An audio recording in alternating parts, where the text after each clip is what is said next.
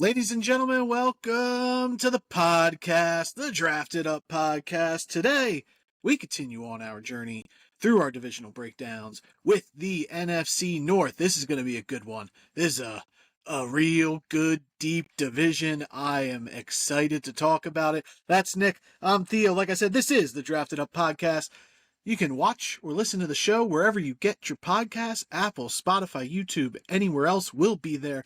Like, rate, subscribe, review, share, follow, all that good stuff. We appreciate it. Nicholas, how you doing this fine afternoon? Doing good. Ready to dive into this really good division for fantasy and real life, dude. It's stacked through and through, dude. And the Bears are kind of the wild card team in my eyes out of the four, but I don't know, man. All four could be looking pretty good come the end of the season. Yeah, this theoretically could be the best division in the NFL. I would say it's either this one or the AFC West. Yeah. But yeah, this is a good division, and last year's proof, the Lions won 15 games and the Vikings won 14 games and got stuck second place in a wild card, and then Green Bay won 11. This is a really good competitive division that I cannot wait to dive on into. Yeah, for sure. And then Chicago kind of won the offseason again 2 years in a row now, man. They got the coach everyone was fighting for, and last year they got the quarterback everyone was fighting for, so we'll see what happens, man. Yeah, I'm excited. For sure. And maybe it's because my team's in this division, and I am excited to see where the Vikings go from here. I don't know. We did my division last time, and I was not excited to dive into that one, so... Well, yeah. We got Malik Neighbors. Yeah, and you got a really good defense. You guys are love our defense. More real life relevant than your fantasy this year. I think we're gonna play a lot of close, dirty football games. Yeah. All right. You want to get going? Hell yeah, dog. All right. The Detroit Lions last season finished 15-2. They won the NFC. They were the top seed. They didn't win the NFC. Philadelphia did, but they were top dogs in the NFC last year, and their win total is set at a low 10.5, which understandable. Tough division, as we said. They also lost their offensive coordinator, Ben Johnson, who went to the Bears, and they lost their defensive coordinator, Aaron Glenn, who went to the Jets, and both those guys took a ton of coaches along with them. So we got some coaching staff issues in Detroit here, so that'll be the adjustment there. Jared Goff, the quarterback last season, QB6 for fantasy.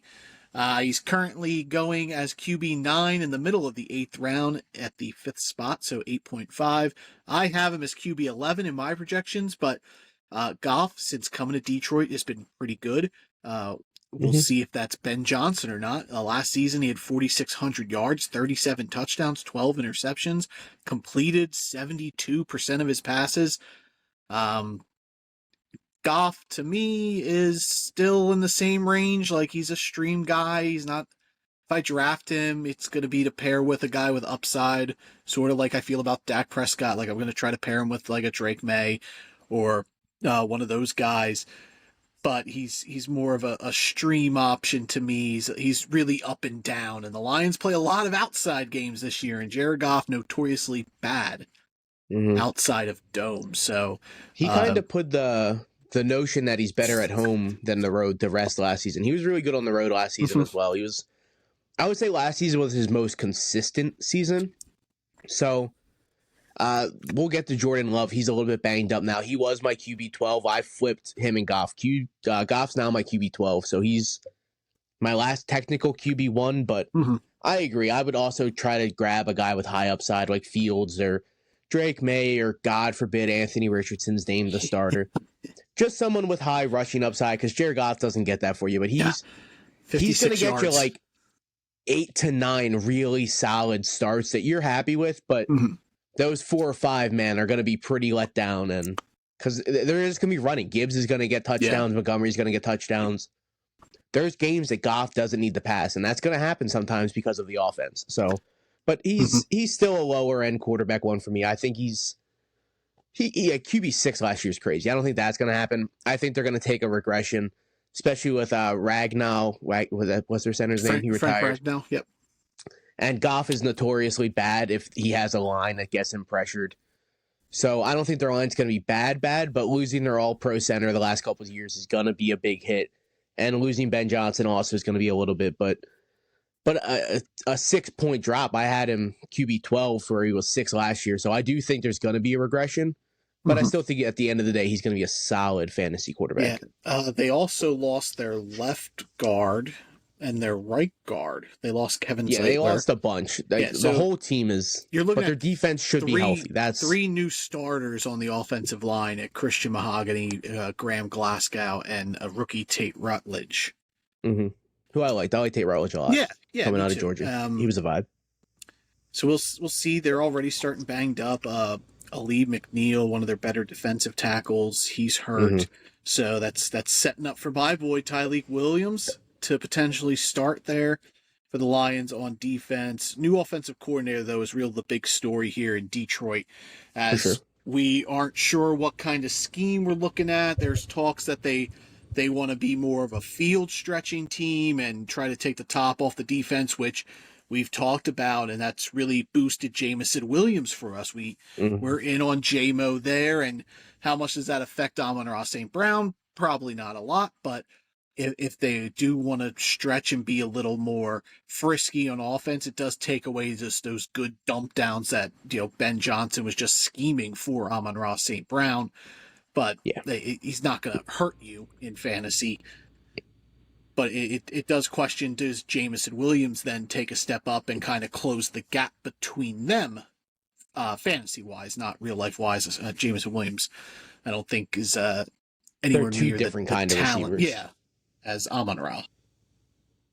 I don't think it's going to necessarily close the gap. I still have Amon-Ra wide receiver 4, and I got Jameson Williams at wide receiver 21, I believe. Yeah, 21. Okay. I'm in on both guys for sure, and outside of those 2 guys, I'm not really in. I kind of look at Detroit very similar. Patrick? No, I have never been on in. I'm not a Tim Patrick guy or Tesla, the kid they drafted in the 3rd. I don't think there's.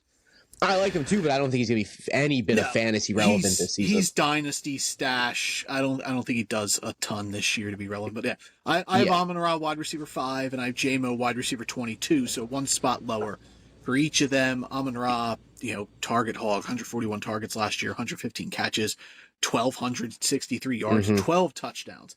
There's another guy who's probably a prime candidate for touchdown regression. He finished last year as wide receiver 3. He's being drafted as wide receiver 4, 7th pick of the first round. And then Jameson Williams, he finished as wide receiver 22 last year, and he's being drafted as wide receiver 27, end of the 5th. That one's kind of weird to me. 58 catches, 1,001 yards, 7 touchdowns. Big, like you said, they're polar opposites. Like Jameson Williams averaged 17 yards per catch, whereas Amon-Ra was at 11. Amon-Ra is that Keenan Allen style, move the chains, get you the chunk yards, and just wear you down. Whereas J-Mo is open up, big firework kind of play, and they kind of balance each other out and work really well together because Amon-Ra is getting all those targets and just eating up and wearing down the defense, and then boom, you can just hit that top to J-Mo on a worn down defense. But I'm the same boat as you. I'm in on both those guys. For sure. I like where they're going. I'm very happy to snag either one of them.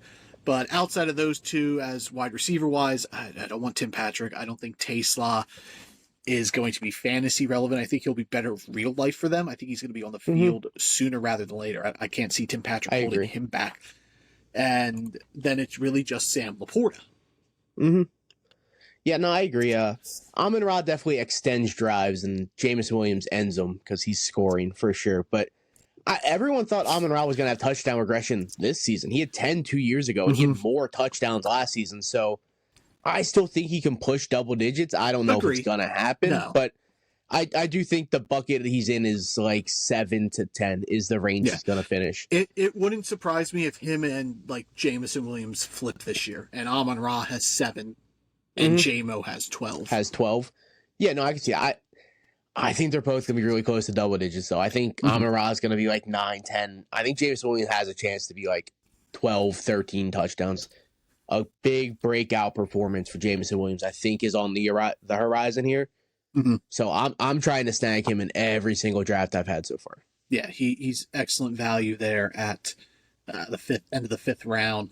I mean, you could also say Jared Goff has touchdown regression, 37 touchdowns last year, which Yeah, is for sure. I think the sets. whole team is going to have touchdown regression. Yep, agree. But again, They this were passing so game, efficient last season. It's going to be hard to repeat that. much like Philadelphia, we know how it's set up with Yep. the two wide receivers, and then Sam Laporta has more fantasy staying power than Dallas Goedert does.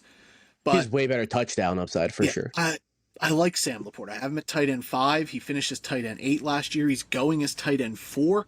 I just don't like where he's being drafted. He's being drafted at the beginning of the 5th round, and I'd rather snag someone else, like one of the rookie, like Travion Henderson, who I'm way in on. He's going in the 6th. I'd rather snag him around early than take Sam Laporta, where he's going.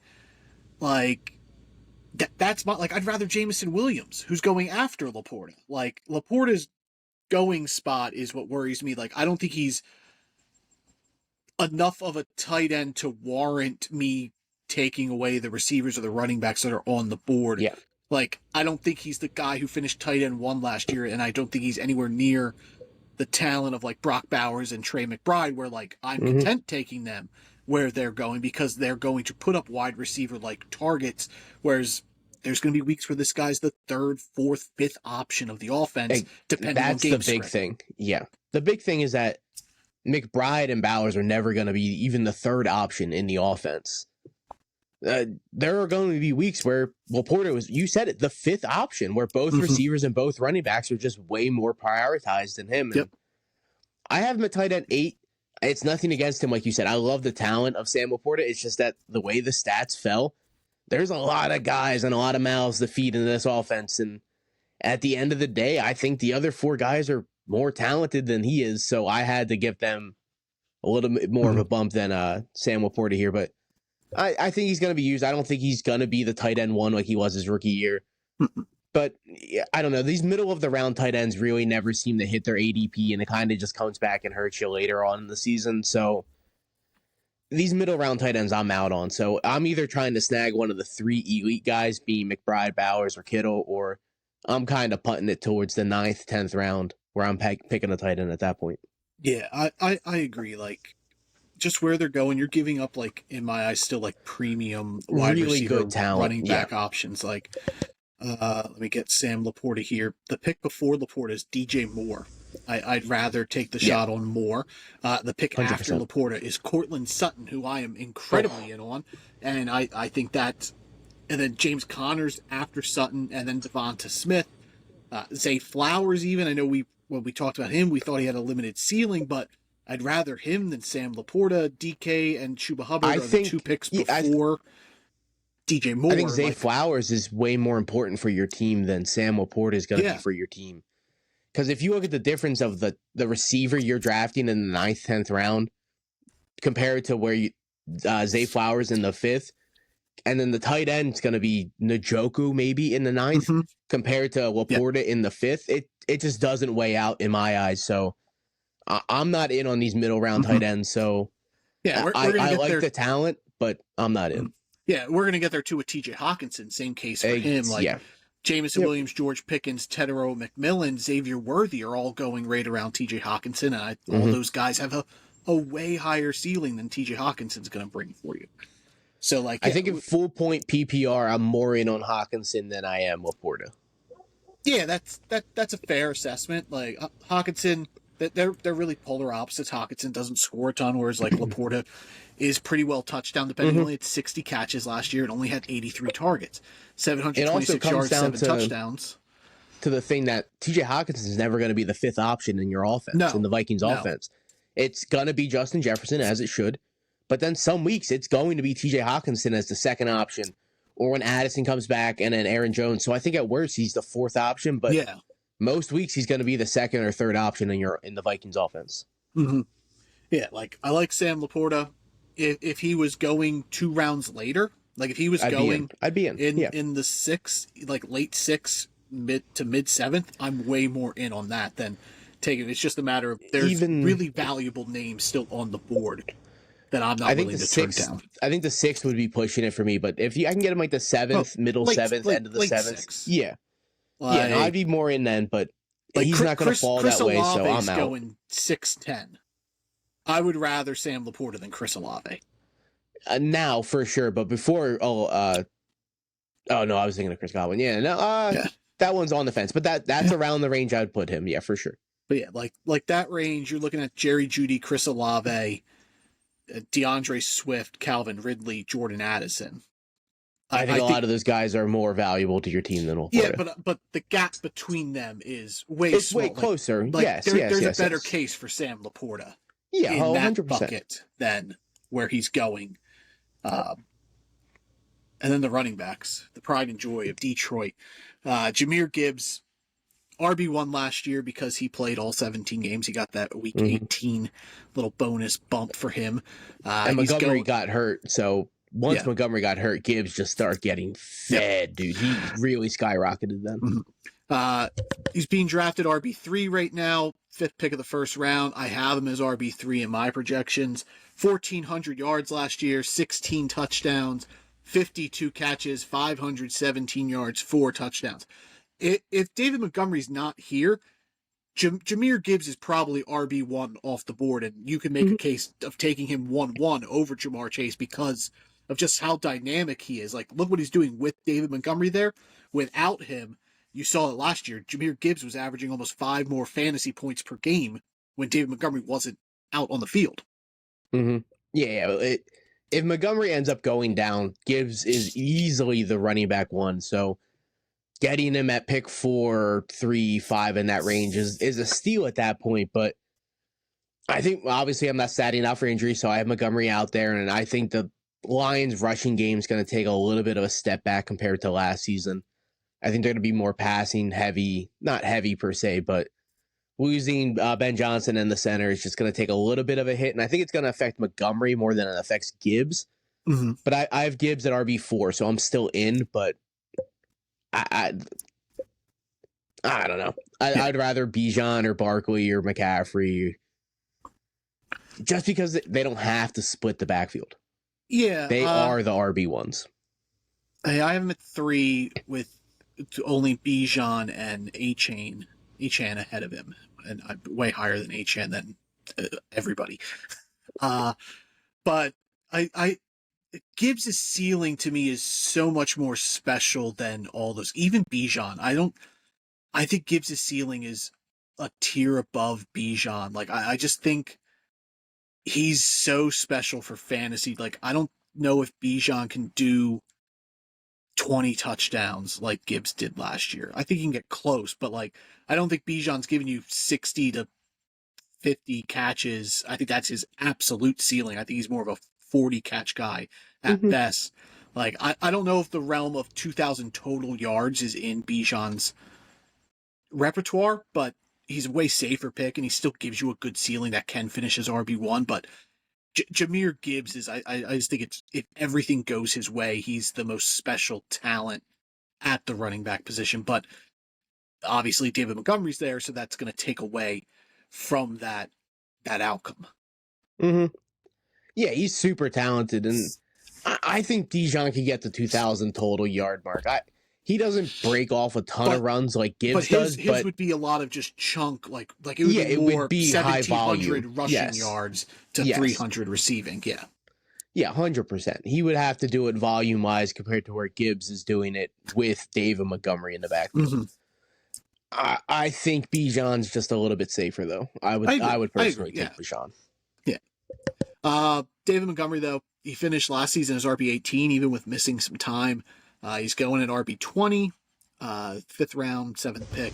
I have an RB26, so I'm a little lower than consensus. Like I agree with you. I do think the running game takes a step back, and I do think David Montgomery's the one who's going to reap that more than Jahmyr Gibbs. I think we're going to see a decline in touchdowns from him, and I don't think he's going to get as much passing, where he had 36 catches last year. 775 yards, 12 touchdowns, 341 yards through the air. I just don't see that part of the game through the passing game going David Montgomery's way this year.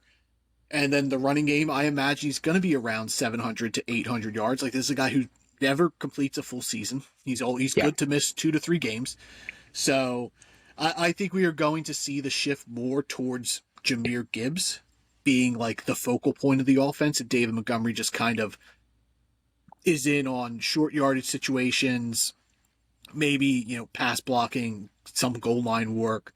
Whereas like I think we're looking more at 600 to 700 yards and maybe get to 10 touchdowns. But I don't think he's going to get anywhere near 40 catches. Yeah, where do you have Montgomery in your rankings? 26. Okay, I'm 24, so close to the same bucket. But if his touchdowns fall to like 8 and he's still doing the same season, even with the catching, that's just a big hit, dude. And I think he's going to have touchdown regressions, and I think he's going to have receiving regressions.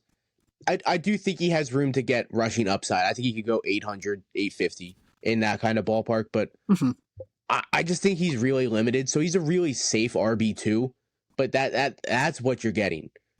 But on the upside of if Gibbs goes down, then Montgomery becomes an RB1. Yeah. He doesn't have high as a ceiling as Gibbs, but he is an every week RB1 in Detroit's offense if he was by himself. Yeah. Like David Montgomery, so that's upside that you are getting. Yeah, where other guys don't have that. With Montgomery, I kind of feel the same way about like we did about Laporta. Like I would be much more comfortable with Montgomery if he was going 1 or 2 rounds later. Like where he's going right now, like I'd rather Zay Flowers, Devonta Smith, James Conner, Cortland Sutton, Xavier Worthy. I think gives you more upside. Jameson Williams, George Pickens, Tedero, McMillan. And then it's Isaiah Pacheco, and that's where I kind of like, all right, that's where I'm more in on Montgomery than Pacheco, but like Travion Henderson's going 6'6". I'd rather him than David Montgomery. I think he gives you a better ceiling, like Jalen Waddle. Like again, like if he was in that range where we were talking about Laporta, where like he's going around Olave, DeAndre Swift, Jerry Jeudy, Aaron Jones, then I'm more comfortable with Montgomery. Where he's being drafted, he's almost being drafted like he's going to be your RB2, and I think that's his ceiling at this point. Like, I think he's got a good floor. You're going to be fine with David Montgomery, but he's not going to hurt you. Upside. Yeah, no, he's not going to hurt you. And I agree. I want him in the same ballpark with like Pacheco and Swift, and those are guys that I have like right after him in my rankings. So that's where I want him. And but even the receivers at that point, I'm still in like Waddle at that point. I would much rather Waddle over those guys. I think Waddle's going to have a big season. So I just need a little bit, more of a value pick for David Montgomery because I think you're drafting him at his ceiling pretty much. Yep. Yeah. And I kind of feel the same way about Detroit that I do Washington. Like, I think this could be like a weird, just bad luck down year for them where like things just don't go their way. And you see that a lot, especially with teams that see a ton of coaching changes. Look, Philadelphia, the one year they lost in the Super Bowl and they lost all their coordinators and had to rebuild their coaching staff. They had a bad year. Like they were way down from the year before. Like I think that's a realm where Detroit could be, especially also losing Frank Ragnow, losing essentially the whole middle of their offensive line being different. So if their defense can stay healthy, like they'll hang around. They're a good football team, good coach team, but like it wouldn't surprise me if the Lions have like a down year this year. Yeah, I brought that up a couple times on the podcast. I don't know if that's going to happen, but I do think the Lions offensively take a step back. They were way too efficient last year. It's like historically impossible to do what they did multiple seasons in a row. They were so good last season from an offensive standpoint, and they lost so much. I don't see it happening.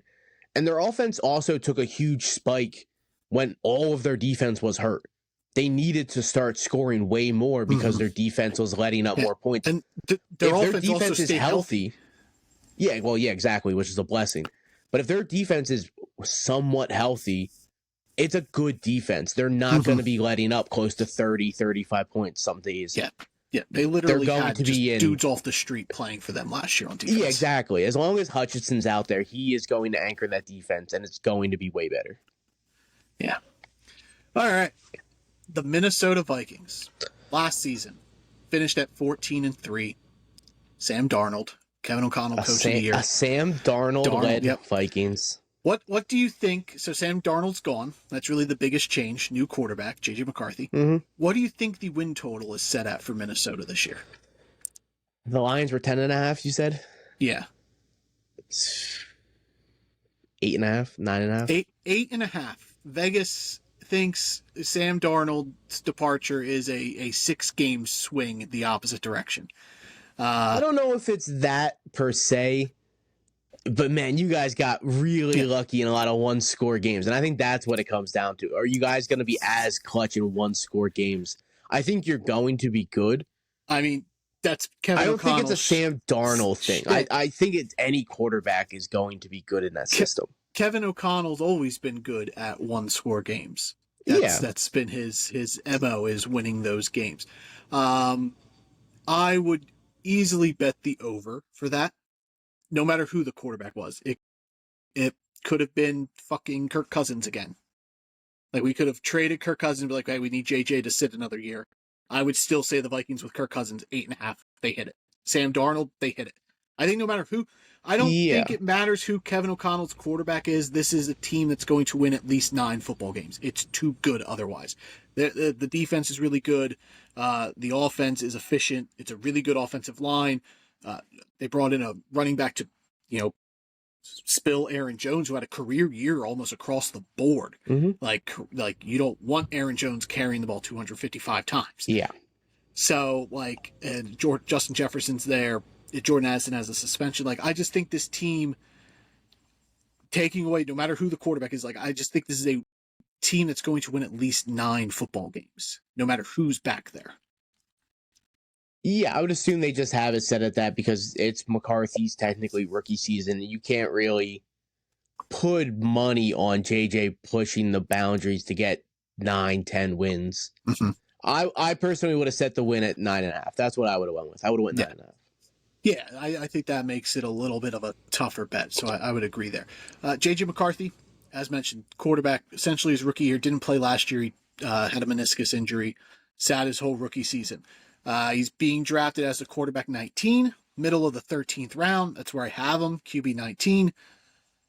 I think it's going to be ups and downs for McCarthy, as any first-year quarterback is going to have. Mm-hmm. But he's really good at timing routes. Even we've seen the videos in camp, which you expect because there's no real coverage. But first preseason game, he hit Addison on a similar route. Addison wasn't even near his break. McCarthy threw it up and hit Addison in stride.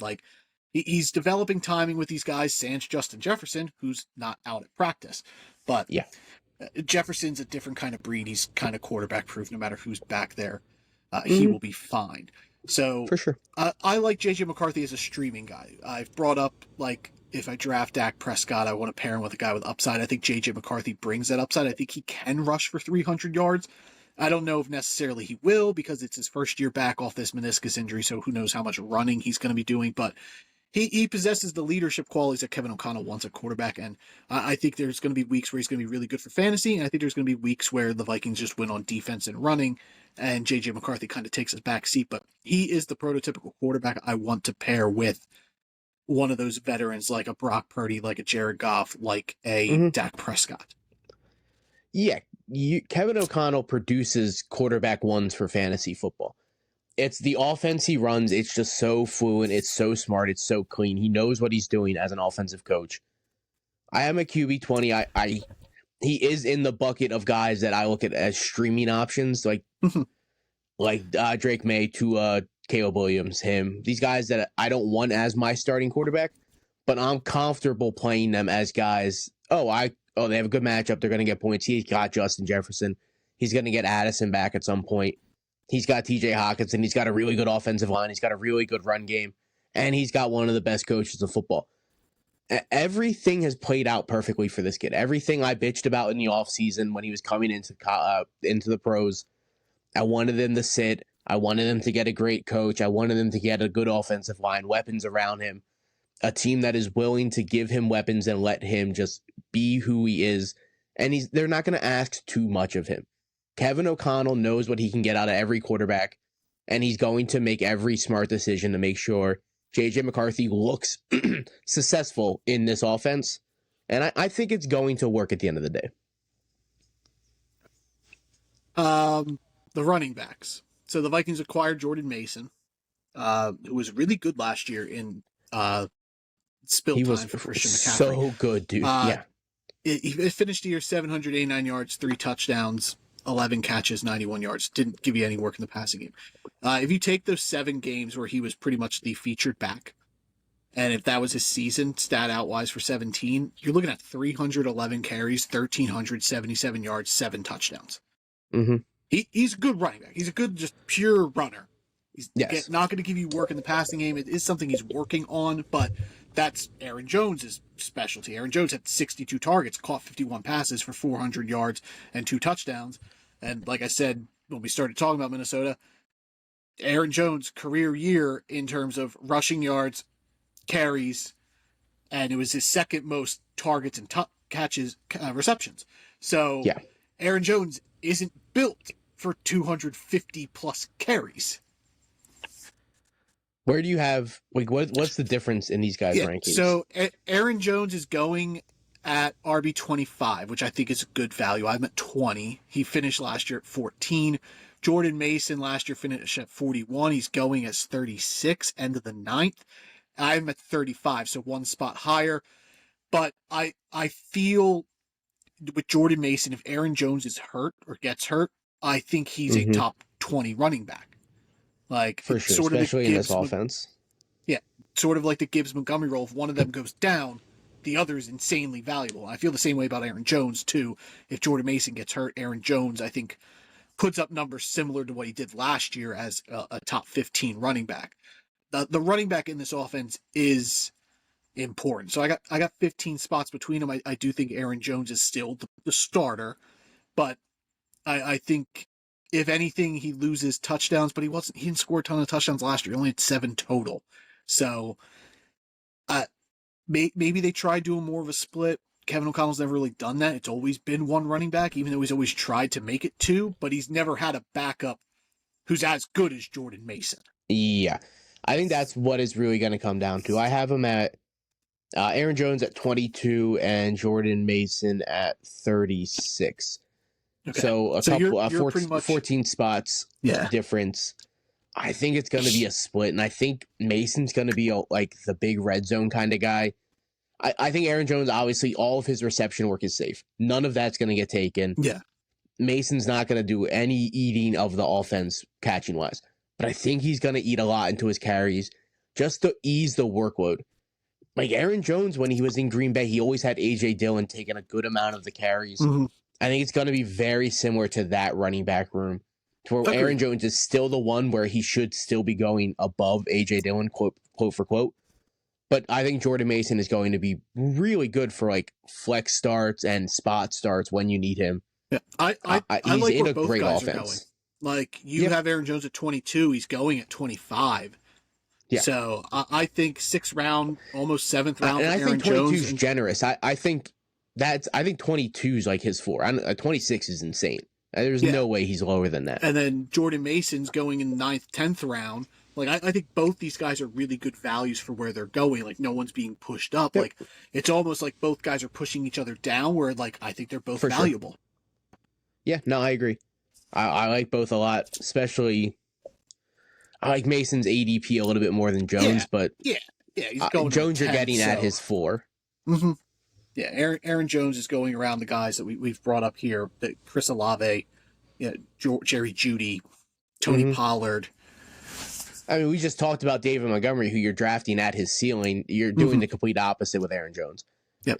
There's room for improvement at RB 26 for sure. We both have him higher than that. So the receiving room, just like Detroit, this is a 2-horse race. It's Justin Jefferson, who last year was wide receiver 2, and he's being drafted as wide receiver 2, 4th pick of the first round. I have him as wide receiver 2 in my projections. 103 catches last year, 1,500 yards, 10 touchdowns. And then Jordan Addison finished as wide receiver 21. He's going as wide receiver 35. He's got the suspension. I have him at 41 in my projections, but I'm fine taking him. He's a good stash pick. 63 catches, 875 yards, 9 touchdowns, had another touchdown on the ground. So he's finished every season as a wide receiver 2. He's been in the top 24 each year. Obviously, that's not going to happen this year because of the suspension. But points per game wise, it's probable he does. And like that's it. Like They drafted Tay Felton in the top 100. I don't think he sees a ton of time. I think if it's going to be another receiver, it's going to be Jalen Naylor because that's what it's always been when Addison or Jefferson goes down. So obviously Jefferson, you're going to take him in the first round, top 5 likely. Obviously the hamstring, though, if it's still bothersome come the end of August, I'm probably pushing him more towards mid to late first round. But you're not going to let him fall too much. No. And then Addison, it's really how you feel about your team build if you're comfortable taking him and risking the suspension, which we know is 3 games. Yeah, I'm good with both for sure. I've Jefferson at wide receiver 3. I have CD over him. I just trust Dak and the connection. We've seen it already where both have finished well above their ADP, being Dak and CD. Jefferson is quarterback proof. I'm not worried about JJ McCarthy. Even if he ends up flaming out and he busts, Jefferson's still going to be fine. He's going to eat regardless. Addison and Hawkinson would be the ones that would take the step back if JJ doesn't pan out. But I think it's going to be fine. Addison's going to eat when he comes back. He's super, super good at touchdowns. He's had 10 total touchdowns every year he's played. The one year he had 9 receiving, 1 rushing, so it added up to 10 total. You know what you're going to get with both guys are on the field. So I think week 1 through 3, Hawkinson's going to fill in nicely as your wide receiver 2, quote for quote, target wise. And then once Addison's back, all 3 guys are going to be flowing in that offense. Yeah. You taking Addison where he's going? He's going 7th round, 4th pick, wide receiver 35. That's a little bit early. I got him at wide receiver 44, but again, if you need a guy and you're good, like your receiver 1 and 2 are set and you can kind of just coast 1 through 3 week wise. Once Addison comes back week 4, you're golden. So it's a roster build thing. I have no gripe taking him there. It's fine. No, me either. And TJ Hawkinson, last season, tight end 33, but he missed some games. He wasn't there to begin the year. He's being drafted tight end 5, end of the 5th round, so right there with Laporta. I'm at tight end 8, 455 yards on 41 catches. He didn't score last year. His pace would have been 70 for 774, which is fine. And Hawkinson's never been a score guy, and you got the built-in reception bump when Addison's out, most likely. For sure. But again, same as Sam Laporta, I don't like where he's going, so I'd much rather take a shot on those receivers and running backs that are there. I agree. I have him at tight end 6, so I have him 2 spots above Laporta, but it's still early in the draft. But if I'm being forced to pick one, I'm taking Hawkinson over Laporta just based off of receptions and full point PPR. He's safer in my eyes. I would probably chase the touchdowns. I have Laporta higher, so. But again, polar opposite players. Laporta's not going to catch at the rate Hawkinson is. No. All right, Green Bay. Yeah. No. We gotta shout out our affiliates first. Our boys over that's your job. Yeah. Our boys over at W Energy and Finley Hats. Finley Hats, their hats built for good times and long times. They got a lifetime warranty, so if your hat is damaged or destroyed, they will replace it or repair it absolutely free. They offer free shipping throughout the whole United States. They have hat drops every Friday that have cool, unique designs, but they also have standard hats that are there in the shop all the time that you can snag up. They got a ton of cool patterns, designs, stuff like that. You've seen them if you're watching really colorful, bright, just cool hats. They got the little stampede laces, which you can customize. You can swap in and out. That secures your hat to your head. You can pull them down, sort of like a bucket hat. Has a little string there to secure that hat to your head if you're at the beach or surfing or you're, riding your ski dune at the lake or you're hiking, all that kind of cool stuff. You're hanging 10 and hitting the half pipes with the skateboards. Or if you're just playing other sports, softball, baseball, football, hat stays on your head. You can customize your pins, all that cool stuff. So join the Finley Force over at Finley Hats, and in the description there will be a link. You can click it for a nice 15% off your first purchase. And then, of course, W Energy, the OG affiliate of the Drafted Up podcast. Good, clean energy, jitterless energy, no crash, no artificial dyes, no flavor, no artificial flavors, stuff like that. It's good, clean energy, like it says. They collab with other content creators. They collab with the Anime of the Year, Solo Leveling. They got a couple flavors with them. They dropped a new one, the Yuzu Fruit. It's delicious. I recommend that one. So check them out over at w.gg or download their mobile app. You can order from there. Use the code DRAFTEDUP for a nice 10% off your purchase, no matter how many times you use it. It will be good. The podcast could be dead and gone. You can still use that code. So be better with W Energy, and as Nick would like to say, eat that dub. Good job, buddy. Proud of you. Yeah, thanks. Now we'll talk about the Green Bay Packers. Last season, the Packers 11-6. Their win total is 9.5 set for this season. So one game above the Minnesota Vikings, and one game behind Detroit. Jordan Love last year banged up, had that was it a foot injury, and then he hurt his groin after he got back. I believe it was an ankle injury. Yes. Yeah. He still finished as QB 17. He's going as QB 16 at middle of the 11th round. I have him as QB 12. He does have a thumb issue right now that requires surgery, but it's not on his throwing hand. So he should be good to go for the season. Almost 3,400 yards, 25 touchdowns, 11 interceptions, 83 yards on the ground, a touchdown with that, but he didn't do a lot of running with the foot stuff. And Green Bay's come out and said like they're trying to get him to run more and do some run design plays, which was great. I would love that, to get Jordan Love up to that 300, 400 yard range. So I have him at QB 12. I think he's a QB 1. He'll sling the ball with the best of them. He's not afraid to just huck it, chuck it. So from those pocket passers, he does give you that upside for a 4,000 yard passer, 30 plus touchdowns. And the offense is built for him to do that. And the wide receiver room is crowded. It's an unknown. Packed. Yeah. And ultimately, it might just come down to where if you don't want to pick one of those receivers, you just draft Jordan Love and you just get all the work from those guys. Yeah, I also had him at QB 12, but with the surgery on the thumb, I just dropped him down to 13. I switched him and Goff. So they're still in the same bucket, but Goff's a little bit now safer because of the injuries and whatnot. But I still like Jordan Love a lot this year. I think he's got really good value. Again, he's in a really good offense, and we preached it a lot last season going into the season that he's just the guy you want because of the talent around him. He's got a really good running back. He's got a really good offensive coach. And yeah, the receiving room's crowded, but it's crowded in a good way for him. Like, it doesn't matter to him who's out there producing when all 4 or 5 of these guys are really good football players at the end of the day.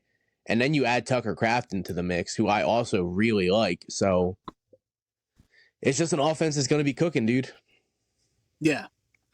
Jaden Reed, he's in a walking boot, so that's concerning. Yeah. Yeah, so he last year finished as wide receiver 29.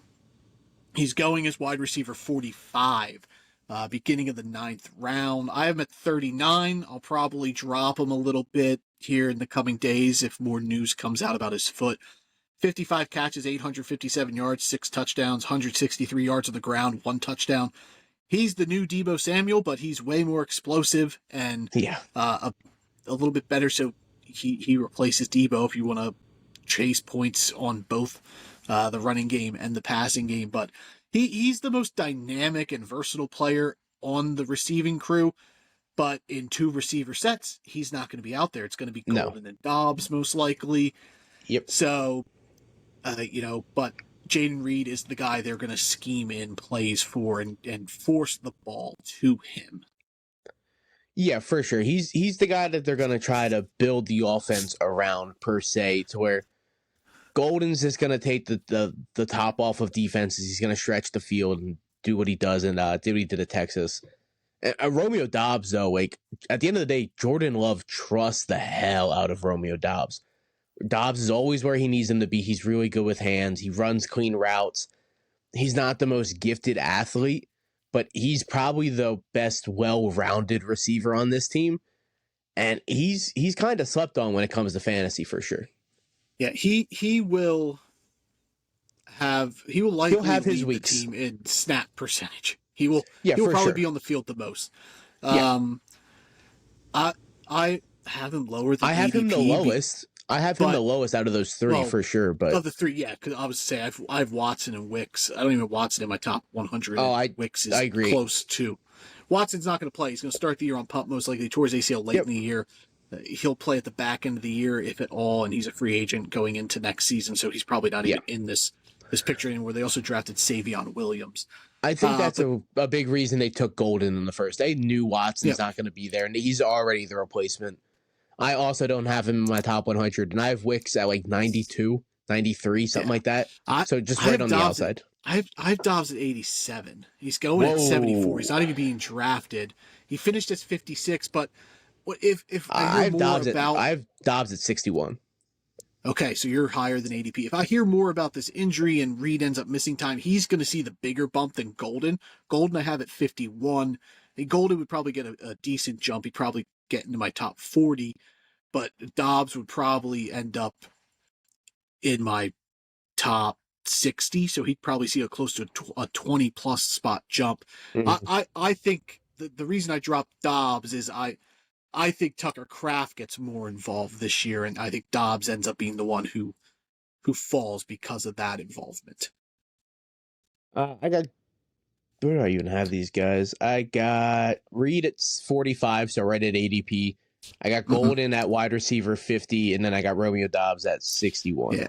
So, Golden, I have 51 for Golden. He's going at 43, which is a little rich. He's being the first guy drafted. Yeah, that's a little high for me. Which I get. He's the first round pick. He has all the excitement and the buzz, and if you want to make that shot and think he's going to be the guy, I get it. Like Jaden Reed was a top 30 guy last year. Matthew Golden could do that. Yeah, for sure. But I think it's going to be more of a spread ball situation, and I think Tucker Kraft ultimately is the piece I want the most out of all these guys. I have him at tight end 10. He finished as tight end 10 last year. He's going as tight end 14, middle of the 10th round. Him and Njoku are my favorite, targets for tight end, because I rarely take a shot at Bowers, McBride, or Kittle, and I'd rather just go for Njoku. I have tight end 4, or Kraft, who I have a tight end 10. Tucker Kraft to me has double-digit touchdown upside, and I think he hit 700 yards on 50 catches last year. Like, there's a realm where this is an 800, 900-yard guy, because he could be the first option in the passing game. He's really good after the catch. Like, he's really shifty for a guy his size. He's really good at breaking tackles and just moving the momentum down the field. Does it worry you that Musgrave's going to be back? No, not at all. And I think the team finally realized that. Like, I had Kraft over Musgrave in their draft rankings, and then Musgrave went a couple rounds before him. I think 2 rounds before. Musgrave went the second. He went in the second round. And I think Kraft was a 4th round pick, though. I still think he went kind of early, quote for quote, but Musgrave went really early, and I was shocked. And then it just kind of started playing. Like, the talent was there for Kraft, and he outplayed Musgraves, and Musgrave got hurt, and Tucker Kraft just didn't let his spot out. He was the starter from then on out. He was third round, Tucker Kraft. 3rd round, so the next round after. Yeah. So, I knew he went early. I have him at tight end 11. I'm also in on him. I think he can have 60, 70 catches, 800 yards, and, double-digit touchdowns. He's got really good upside, and he's going late. And this is the thing where if you take Laporta or Hawkinson at the 5th round, and then I'm able to get Tucker Kraft in, the 9th to 10th round? Where'd you say he was going? Middle of the 10th. The middle of the 10th, that's 4 or 5 rounds later. And he could easily outplay those guys just based off the offense and the high-powered, the offense. He's really talented. Yeah, the points per game that separate them, even if it's Hawkinson so small. And Laporta finish, it's minuscule. Yeah, and they're going rounds later, dude. So, we said earlier, those middle-of-the-round tight ends I'm out on when I can get guys like Tucker Kraft and David Njoku way later in the draft, dude. And I think the ceilings are the same as all those other guys. If you're taking a shot on one of the receivers, though, is it Dobbs? You sound to be like Dobbs is the one you would... I like Dobbs' ADP for sure. If I had to go just based off ADP, I would go Dobbs, but I think once Reed's out there healthy, he's going to be the best fantasy option. Yeah, I think Jaden Reed's probably the more explosive and best for fantasy if he's out there. Like, he was averaging almost 16 yards a catch last year. I would rather Dobbs than Golden. Golden's ADP is way too high for me. I don't like it. Yeah. I would take a shot on Golden if he was around later, but like I also understand taking him. Like he was a first round pick, I get so it. Yeah. it is a little rich for me in such a crowded room. Like if he was in Carolina, I'd be a little more interested in him. Then like I'd have him probably a little lower than where Tet is, but I'm interested in Tetairoa We're talking if McMillan. Tet wasn't there. Yeah. Okay. If they took Matthew Okay. Golden instead of Tetairoa McMillan. Okay. Yeah. Yeah, no, I see what you're saying, but yeah, I wasn't huge on Golden coming out of Texas, so I'm more so not buying in on the talent to where I know Jordan Love trusts Romeo Dobbs. I know that connection's going to be there. You're out on Dontavian Wicks. I know that's your dude. Yeah, he's not gonna have any fantasy relevance, but I do like that guy a lot. I think in the right situation, he's a good slot receiver. Yeah. If one of these guys go down, Wicks might sneak in and be. I think he's way better for the team than fantasy. Yeah. And then Josh Jacobs, running back. Oh my god, RB9. A guy we will never stop apologizing to. We owe many apologies. We barely had him as an RB2 at our initial rankings last year, and then we bumped him up a little bit, but like it was like 15. Yeah, and he finished as the we finished as the RB6. He's going as the RB9, mid to late second. I have him as running back 9, 1,300 yards, 15 touchdowns, 36 catches, 342 yards. He was incredible for Green Bay last year, and Matt LaFleur has notoriously been a split back situation, but none of the running backs behind Josh Jacobs could stay healthy to be relevant, and it's already starting to show. And Marshawn Lloyd again is hurt in camp. Philip Taylor isn't a guy who you're excited about giving carries to. So yeah, I think Josh Jacobs is a great pick where he's going. Second round, I have him equal to ADP. I get it. So this will be the year Josh Jacobs finishes outside the top 24. Because finally happens. I mean, he had a season or two in Oakland where he was just really bad. He just wasn't as efficient as he can be. And when he's efficient, he's amazing. Yeah, he missed camp and he came in slow. I also have him at RB9, and that's just what it comes down to. That Marshawn Lloyd is cut from the same kind of cloth that Kendre Miller is. He's not going to be out there on the field. He's not reliable. He's a good running back when he's healthy, but he's never healthy. So Josh Jacobs is going to run away with every carry in this offense. And if he's as efficient as he was last year, he's an easy RB1 dude. So middle of the second, late second, I'm taking that every time. Yeah. Absolutely agree. Philip Taylor's not there anymore. I'm sorry. It's Emmanuel Wilson is the backup. I mixed them up. It both honestly doesn't matter. Yeah. But they no got offense your boy, to those guys. Anaconda.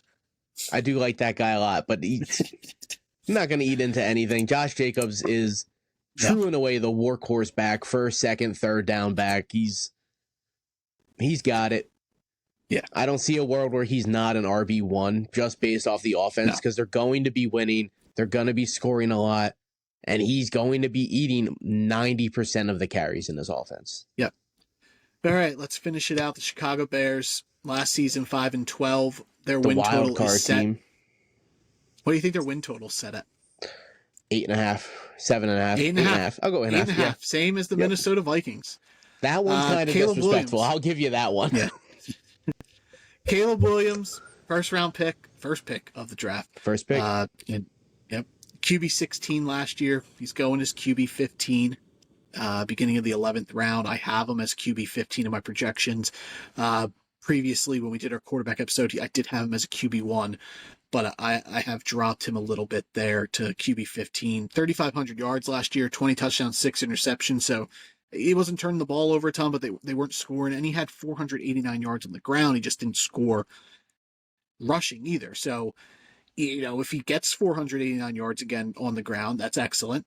And for sure, if you figure there's touchdown progression there, and he gets at least 2, and you figure his passing work goes up. Like there is a world where Caleb Williams is a top 10 fantasy quarterback, but a lot would have to go right for him to do that, and it would be a big credit to Ben Johnson. Camp's been a little up and down for him. He's had some flashy plays, which is what he does, and then he's had some kind of boneheaded stuff that just didn't work. It's really finding a happy medium between Caleb and Ben Johnson. Like Ben Johnson wants his quarterbacks to just, be, he doesn't need hero ball, and Caleb Williams, that's his natural kind of style of play. Mm-hmm. So I get it. I don't want him to be my QB1. Again, he's one of those guys I want to pair with a Dak Prescott, a Jared Goff, a Brock Purdy. But the world's there for him to be the quarterback that takes the jump and could be a league winner. He's got that kind of talent. Yeah, they went out and got him an actual offensive coach now, which you love to see. They tremendously upgraded the offensive line. Yep, that's huge for him. He was pressured so much last year. A lot of it wasn't him, and he had to play hero ball last year because of the offensive line. And I think it's going to be a lot cleaner this year. I have him at QB 16, so a little bit lower than, where did you say he was going, 14, 13? 15. Oh, he's going 15? Okay, so he's kind of falling. Lower. I'm cool with that. That's the range where I'm cool taking him now. He was going way too early a couple months back, but like you said, his ceiling is a QB1 because of what's around him. I get DeAndre Swift isn't great, but he's a tolerable running back. He's got to get the job done, especially behind a really good offensive line now, and Ben Johnson. The receiving room's stacked. It's 3 deep of guys that I really like. It's a lot of talent. And then they went out and got him Cole Kmet, arguably the most athletic tight end in the draft. I get Tyler Warren some more overall talent. Colston Loveland. That's what I meant, Colston Loveland. Tyler Warren, yeah. Tyler Warren's the better tight end, quote for quote. But Colston Loveland is the more athletic tight end.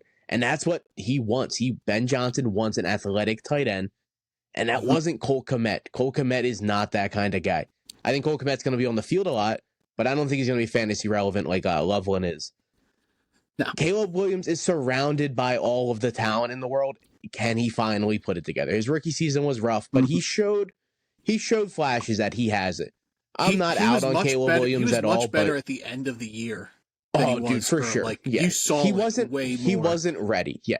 You've seen it with Jaden Daniels that he played multiple years in college and like a multi-year starter, where Caleb Williams played 2 years as he was a starter. That's not a lot of game. That's like 24 games separating you and high school football. That's not a lot of ball, where Jaden Daniels played 4 seasons. That's a lot. And it shows. Quarterbacks that have played a lot of college ball, they're just ready to go. So I think over time, Caleb Williams is going to be more ready. Mm-hmm. Yeah, I agree. Jaden Daniels had a ton of college experience. Caleb Williams played 37 games in college, and his first season he only threw the ball 211 times. So it was really just he wasn't like a full-time starter. Actual play. Yeah, but I think Cam Ward is going to look more NFL ready this year than Caleb Williams did this last season. Yep. Just based off of how much Cam Ward played college ball. He played the most college games, I think, out of like him and Dylan Gabriel were like 60 some games, 70 games. It's insane, dude. It was crazy. That broke Bo Nix's record, who was the previous record holder the year before. But Caleb Williams, look how ready, like Bo Nix, he was so ready to go. Like the quarterbacks going in the Caleb Williams range, Jordan Love, Dak Prescott. I'm taking over him. McCarthy, Tua. I think Caleb Williams has a way higher ceiling than all those. Like Caleb Williams could finish as a top 5 fantasy quarterback. I wouldn't say he has a higher ceiling than Dak. I would say Dak's ceiling's 4 or 5, just based off of having CeeDee Lamb and George. I think his ceiling's incredibly high. I'll go with Caleb just because he can get 500 yards on the ground, and Dak's not going to do that. I think that's where Caleb kind of edges him out for upside. Running backs, DeAndre Swift, last season RB19. He's going as RB26, last pick of the 6th round. I have him at RB22, which I'm not crazy about, but is Roschon Johnson a thing? Like, Roschon Johnson looked bad last year. I don't know if you know Roschon Johnson's stats were last year. He was abysmal. Mm-hmm. And Kyle Monungai's there. Like, I think there's a better chance he looked good in preseason. Ends up taking Roschon's job and becomes the Montgomery to Swift's Gibbs, even though the talent between both of them is insanely different. Like, Gibbs is way more talented than I Swift, agree. and Montgomery's more talented than Monungai. But I think there's a better chance that Monungai is more featured mid to late season than Roschon Johnson. Even though I have Roschon Johnson higher than ADP, I am at 44. He's going at 58. He finished as 44 last year. He finished as 44 last year with 150 rushing yards, averaged 2.7 yards per carry, and only had 16 catches. He had 6 touchdowns, though. Yeah. So, which I think is a huge possibility in the Ben Johnson offense. Agree. And the talk around Roschon Johnson has been great. He's emerging as a locker room leader. The team loves him. The coaches love him. So it's just a matter of him becoming more efficient. That's how he was at Texas. He was 2.7. Yeah. He was the locker room guy over Bijan. Yep. He was the leader in the locker room, even though he wasn't the starter. Yeah. Mm-hmm. But he can't be averaging 2.7 yards a carry and expect to have a vital role in this offense. No, especially in the Ben Johnson offense. Ben Johnson wouldn't allow that to happen, but Ben Johnson is really good at finding guys that like Jamal Williams. He's not that good, but he had 15 touchdowns under Ben Johnson. I think Roschon can have 8 to 9 touchdowns. He had 6 last year, and he wasn't efficient at all. I think he can up his efficiency, be a little bit decent. I have him at 43, so I have him above ADP. But I have Kyle Monungai at 62. So yeah, I think it's going to be one of them. And Monungai looked great in the preseason. He had 70 yards on 8, 9 carries. He looked really good. Yeah, which you love to see. We loved Monungai here. Sure. Yeah. But it could also be an offensive line thing. Like DeAndre Swift was 3.8, which isn't great either. So, but he at least provided passing work. He had 42 catches, 386 and they upgraded yards. The offensive line. So yeah, and DeAndre Swift approached almost at 1,000, 959. I think he is the starting running back. I think this is his backfield. I agree. I don't think there's any competition for a starter. Yeah, and I'm not overly concerned that Roschon or Monungai play him out of his job. So I think at least for this year, he is the bell cow of this guy. He might lose some red zone touches, but I think passing work will make up for him having 5 to 7 touchdowns at most. Yeah, I agree. I think he's going to be the RB1 in this backfield regardless of how the season plays out. And correct me if I'm wrong, but he's never finished as low where he is getting drafted. I don't think he's ever finished lower than 26. That I do not know, but I'm pretty sure. So you're drafting him lower, but you're drafting him lower than he's ever finished. Yeah. And now, it's not a better offensive line than he had in Philly, but his season in Philly was really good. But he's got a really good offensive line. He's got an amazing head coach that is arguably one of the most offensive funded coaches in football. It's on the table for Swift to hella kick his ADP and finish in the mid 15, 16 range, kind of where Aaron Jones finished last year. That's definitely a possibility for DeAndre Swift this year. I think he's a really good late round candidate. DeAndre Swift has never finished outside the top 24. Yeah, so he's always been an RB2 every single season of his career. He's not like a flashy pick, but in this offense, he's a really good late round pick. He's going way later than he should be. Yeah, he's almost going in the 7th round. I'm at 22. I don't think I've ever been in on DeAndre Swift sans his rookie year, but I'm back, I guess. You're back. Yeah, we switched that one year. Or I was not in on Swift. It might have been the Philadelphia year. I don't know what year it was, but I was out on Swift, and he really performed. And I'm in on Swift this year for sure. I think I'm at 25, 24, something like that. The receiving room in Chicago is interesting now. DJ Moore, who I'm always in on. That's my dude. Yeah, you are, for sure. Last season, he finished wide receiver 16. He's currently going as wide receiver 22, end of the 4th round. I have him at 18, so obviously I'm higher than ADP, as always, on DJ Moore. He's always just been a guy I love. He's the new Terry McLaurin, where he just kind of is always in this 15 to 20 range, and he doesn't really leave that, sans that 1 year with Justin Fields. Rome Odunze, last season was wide receiver 49. He's being drafted at 37, mid to late 7th. I have him at wide receiver 40, so I'm a little lower than ADP, but the upside's there. I still like it. And then Luther Burden, rookie out of Missouri, he's being drafted as wide receiver 57, mid 13th round. I have him at 79. I just don't think I think he's the last option on this offense. Like, because Colston Loveland, I think, is going to get more targets than him.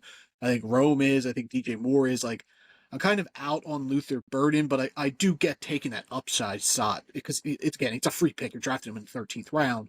Yeah. Like, he could, if the offense goes as good as Ben Johnson is, like, Luther Burden could have a viable fantasy role here. I just think at best he's the fourth option in the passing game because I think Colston Loveland's a tight end 1. He's going as tight end 12. I'm at tight end 11. Yeah, I have Loveland at 12. But DJ Moore I have 23, so one spot under ADP. But in that same bucket, it's because I got Rome at 33. I got him above ADP. I've always been on Rome. I loved Rome coming out of Washington. I think he's a really good talent at the wide receiver position. I think it's going to click. I think he's going to have a really, really good year, and he's going to eat into some of DJ Moore. I still have DJ Moore as a wide receiver, too, though. It's a really good spot. I have Burden at 61, so it's a little bit lower than ADP, but I'm still in on Burden. I just want a piece of this offense just because of the Ben Johnson thing. So if I can get a piece of this offense in the 13th round, I'll take it. It is what it is. Yeah, that's fair. And then Loveland's going end of the 9th. DJ Moore had a weird year, though. Like, he only averaged 9.9 yards a catch, and he's, like, never been under, like, 14, 15. So, I don't know. And I think Ben Johnson, like, I think if there's anyone that's going to play the Amon-Ra role for Ben Johnson, it's probably going to be DJ Moore, and they've been using him in the backfield, too. Like I just think DJ Moore ends up being the focal point of the passing game and becomes the prime target in the offense, and then I think then you'll have weeks where Rome and Colston Loveland go back and forth, but I think DJ Moore will consistently be the top option. I just think he's better than the other guys in there, and Rome, it's a projection, like, great college player. I loved him coming out, and you're obviously projecting him to take over potentially as the number 1 receiver. Whereas I just still think DJ Moore's still too talented to get Rome. Yeah, but you think Rome, you have Rome is going to eat into that, yes. ADP. Yeah. Whereas I think Rome will be a little bit better than last year, but I think DJ Moore is going to be much better than last. Like, DJ Moore had 98 catches last year and only 966 yards. It was a better version of Wan'Dale Robinson. I think Moore's catches are going to go down and his yards are going to go up. I think he's going to make 80 for a little over 1,000. I think Rome and him, though, are really close talent-wise. I don't see DJ Moore the same way you do. I think he's a really good receiver. I think DJ Moore's a 100-catch guy in this offense. I would honestly say DJ Moore's been almost like a letdown, fantasy-wise, in his career. Like, when he came out, he had that season where he finished 6th, and that's kind of what people thought they were getting. I don't think we're ever going to get that with DJ Moore. That was in Chicago, though. He never did that in Carolina. I think the 1 year he was pretty high, wasn't he? He was the top 12, wasn't he?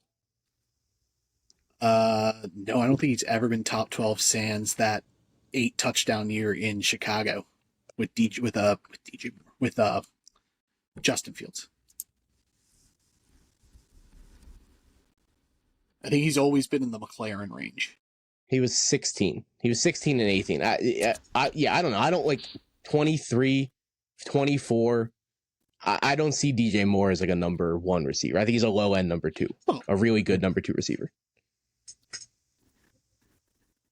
Not like life. For a team. No, like fantasy. Like a number 2 receiver for fantasy. I have wide receiver 18. I think he's a wide receiver 2 in fantasy. I don't think he's a wide receiver 1.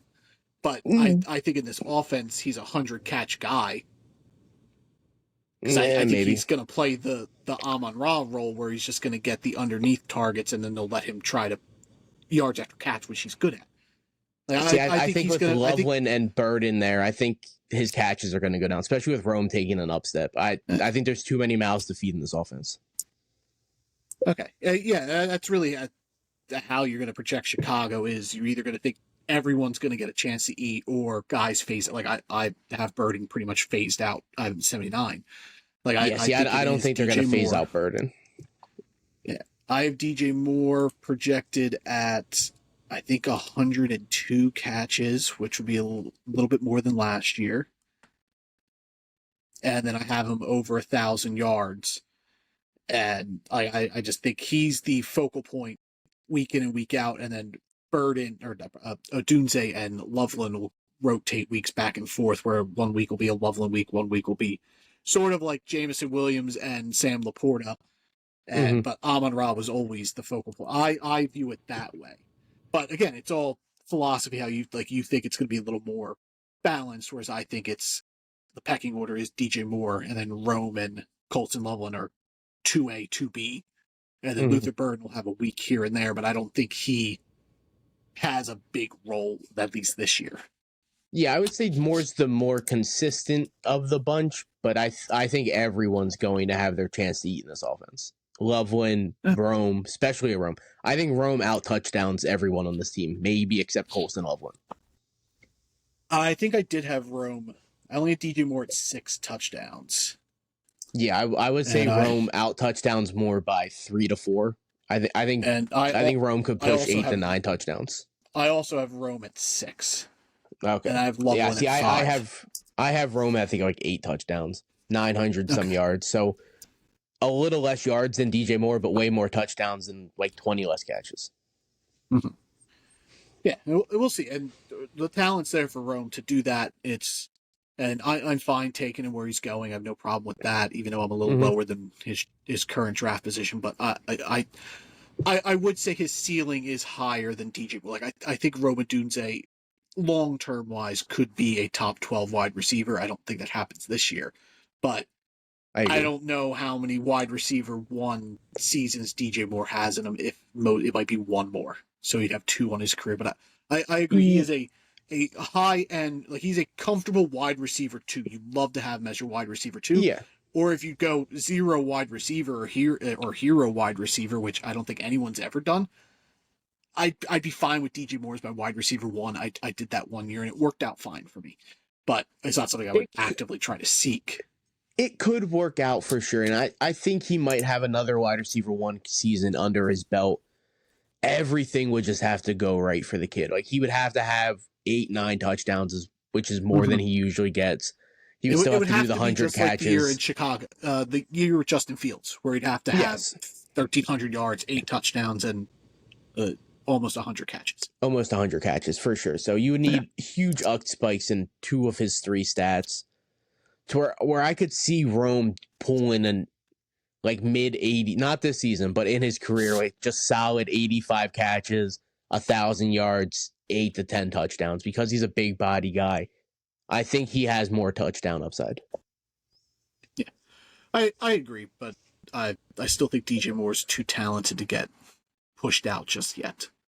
Oh no, I agree, and that's why I have more 10 spots above Rome. All right. How's this division shape out? I had to do my division first last time. You do your division first. Okay. Let me hear yours. I got Chicago at 4. Okay. I got Detroit at 3. Whoa. Okay. I got Green Bay at 2. I have the Vikings winning the division. You homer. You think I had the Giants winning the East? I have never picked the Vikings to win the division. I am always I get it. The Vikings will be fine. I think the Vikings are going to be the number 1 seed in the NFC this year. Whoa, that's a hot take. You better stick to that one. I think okay, so I have Detroit still winning the division. I still think they're going to be good, but they are going to take a step back, but it's not going to be anywhere near like it was last year. I have you guys 2nd, Green Bay 3rd, Chicago 4th. I was kind of thinking you were going to put Chicago over Green Bay and put the Packers at last, which never happens. But not yet. Yeah, I still trust Jordan Love and LaFleur. I trust Green Bay more. Okay. I think Chicago. Yeah. I think Chicago is going to be a lot more entertaining to watch. I think Green Bay is going to be really boring this year. I think there's a legitimate chance all 4 of these teams make the playoffs. I wouldn't say that, but I think all 4 could have winning records. I think Chicago could be 9-7. Yeah, because I think Washington takes a step back, and Tampa Bay, Carolina, New Orleans, Atlanta, the chances that division pulls out a wild card team are probably slim. No, And I think then it's just the one West, team, yeah. the West really depends on Matt Stafford's health. If he's healthy and good all year, then they likely have a wild card team with the Rams or San Francisco, and then Arizona, who knows what's going on there, and then Seattle, same situation. Like they can fight for a wild card spot, but I think there's a world, like if Matt Stafford is banged up and struggles this year, I think there could be a chance that Detroit and Chicago and Green Bay or Minnesota, if they don't win the division, and somehow all four of these teams sneak into the playoffs. It would take a lot to happen, but like, for sure, yeah. I don't think the Commanders are taking a step back the way you do, but I think three of them could very easily make the playoffs, for sure. Yeah. Same as last year. All right. Yep. That's the NFC North in the books. Next week, we will not be doing a division. We will on Thursday. Thursday we will be, for sure. Yeah, but our Tuesday episode is our 100th episode, so we are going to do a special mock draft with some friends/listeners of the show. So we're going to do that, kind of separate these divisions a little bit, and then the end of the week we'll be back, do the NFC South, and then finish off with the NFC West that following week. Hell yeah. Something special for 100. Right. I'm excited. We finally made it. Yeah. There we go. Get some guests on this podcast, baby. Yeah, so that'll be a work in progress. Hopefully that works. I don't think we're going to have any problems doing the episode with other people. It's going to be the screen sharing. That's always our issue. For sure. But we're test running it. We'll try it out. Hopefully it all works out. We have high hopes. We hope that's a good one for you as we get to our 100th episode here. Drafted Up Podcast. Thanks always for the support. Apple, Spotify, YouTube, wherever you listen to or watch your podcast, we're there. Like, rate, subscribe, review, follow, share, all that good stuff. We appreciate all you guys. We'll catch you guys next week, episode 100. Adios. Hell yeah. Bye, y'all.